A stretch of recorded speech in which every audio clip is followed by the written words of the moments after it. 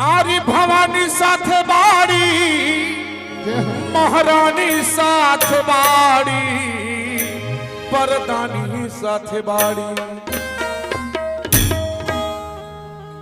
अरे अब कौन बात जो भवानी साथ बाड़ी।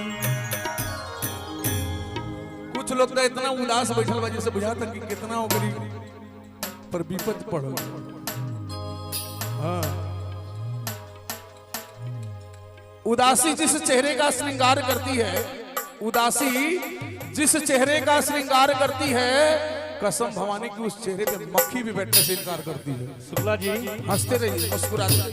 कहते हैं कि जिंदगी एक हसीन ख्वाब है, जिंदगी एक हसीन ख्वाब है जिसमें जीने की चाहत होनी चाहिए। अरे गम खुद ही खुशी में बदल जाएंगे, सिर्फ मुस्कुराने की आदत होनी चाहिए। हाँ, और एक बात और बता देता हूँ भाभी जी, मुस्कुराने से खून बढ़ता है, मुस्कुराने से खून बढ़ता है और नहीं मुस्कुराने से ना खून बढ़ता है। अब जिसको जो बढ़ाना है, जिसको जो बढ़ाना है बढ़ा लो। अगर अपने अपने पतिदेव का मुंह नोचना हो तो नाखून बढ़ा लो। अरे अब कौन बात जब भवानी साथे बारे, अब कौन बात जब भवानी साथे बारे, अब कौन बात जब भवानी साथे बारे, अब कौन बात जब भवानी साथे बारे, भवानी साथे बारी महारानी साथे बारी वरदानी साथे बारी, भवानी साथे बारी महारानी साथे बारी वरदानी साथे बारी। शुक्ला जी, हाँ, यहाँ कोई नाच उच नहीं रहा है, अभी नाचे के घबराने की बड़ा बात है। आश्चर्य की बात है। अब जकरी साथे भवानी हो ये खड़ा हो जाई। देखिए हमारे केशव जी कह रहे हैं कि केहू नाचत नहीं के, बड़ा आश्चर्य की बात बा। जे मानो था कि भवानी हमारी साथे बाड़ी तो खड़ा हो जाए सब, 1 मिनट खाली बस खड़ा हो जाइए दोनों। सुंदर सुंदर पैर दिए हैं माने, खड़े हो जाइए भाभी जी। खाली झाली खटर पटर कसकुट पीटले से काम चली, खड़ा होगा।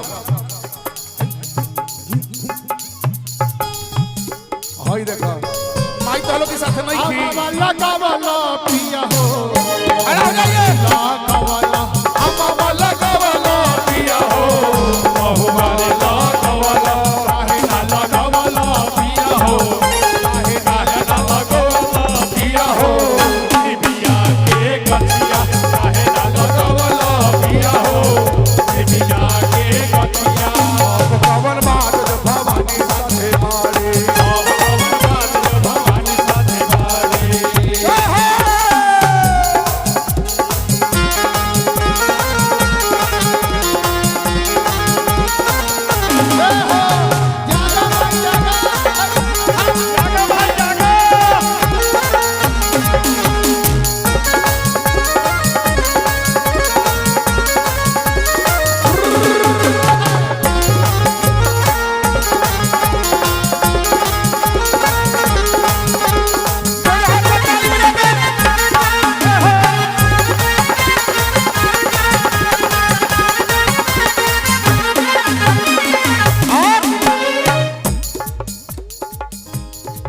जकरे मथवा पर हाथ रख दे ले, जकरे मथवा पर हाथ रख दे ले। और देखिए कैमरा वाला भाई कह रहे हैं कि थोड़ा सा आप बीच में चले जाइए, थोड़ा सा जगह दीजिए भैया। हम लोग इधर हैं, आप उधर जाइए। कम से कम नहीं नाच रहे हो तो ताली तो बजाओ। जकरे मथवा पर हाथ रख दे ले, जकरे मथवा पर हाथ रख दे ले, जीवन के सगरो भवानी सुख दे ले, जीवन के सगरो भवानी सुख दे ले। बनल बिगड़ल बात भवानी साथे बारे, महारानी साथे बारे, भवानी साथे बाड़ी, महारानी साथे बाड़ी। अंकित भाई मीटर आगे जा रहा है, थोड़ा सा रोक करके। अरे बनल बिगड़ल बात भवानी साथ बाड़ी, महारानी साथ बाड़ी। देखिए कितना सुंदर हवा चल रहा है। आप लोग के खड़ा होने पर, ताली बजाने पर माता रानी झूला झूल रही है। निबिया की दाढ़ मैया तारले झूलनवा हो की झोली रे झूलेना, भवानी बोली झूली रे झूलेना, भवानी बोली झूली रे झूलेना। तमैया मोरी गावेले की झोली झोलेला मैया मोरी गावे ले गिटिया हो की झूली रे झूले ना। सुतली बाड़ू की जागल है मलनिया हो की बूंद एक ना हे मालिनी बूंदा एक ना, हे मालिनी बूंदा एक ना। देखिए थोड़ा सा हवा तेज है लेकिन कोई घबराने की बात नहीं। आराम से आराम से। सुतली बाड़ू की जागल है मलनिया मोह के बूंद एक ना हे मालिनी बूंदा एक ना, हे मालिनी बूंदा एक ना। मोह के पानिया पिलाओ मालिन बूंद एक ना मोहि के पानिया पिया मालिनी बूंदा एक ना। बोला बोला दुर्गा महारानी की जय। अरे मन मोर बसे मैया तोहरी सरानिया, मन मोर बसे मैया तोहरी सरानिया। सबहि के असरा तुहार पाल मोरी करी कनवरिया, सबहि के असरा तुहार पाल मोरी करी कनवरिया। हरि कनवरिया हो हरि कनवरिया कनवरिया हो हरि कनवरिया सबहि के असरा तुहार पाल मोरी करी कनवरिया, सबहि के असरा तुहार पाल मोरी करी कनवरिया।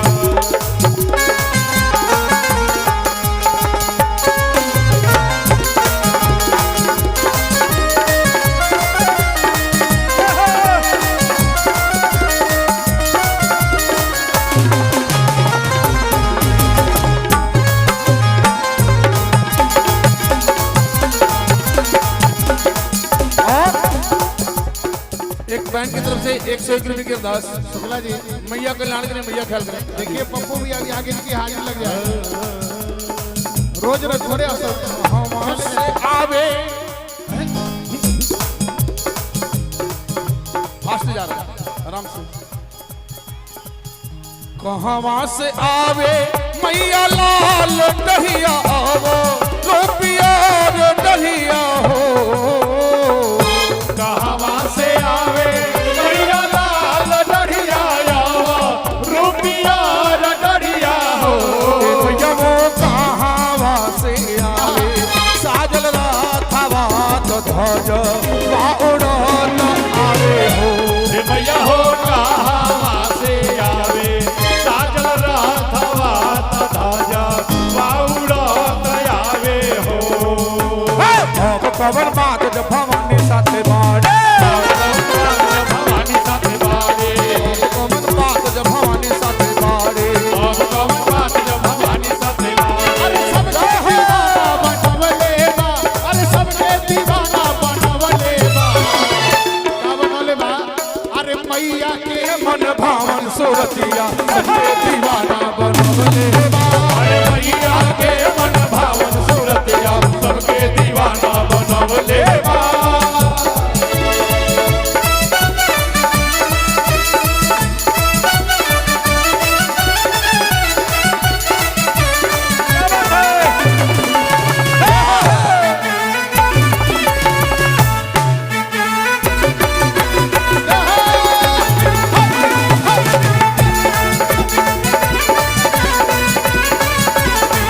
और देखिए बड़ा ही सुंदर धुन लगा दिया हमारे शेरू भाई ने। ये गाना तू को चुनरिया लेके तू को चुनरिया लेके जाई हम मंदिरवा है हमारे वालो हे हमारे वालो हे रामदेवरो के कपाल पर बधाई बटोरे हे रामदेवरो के कपाल पर बधाई बटोरे।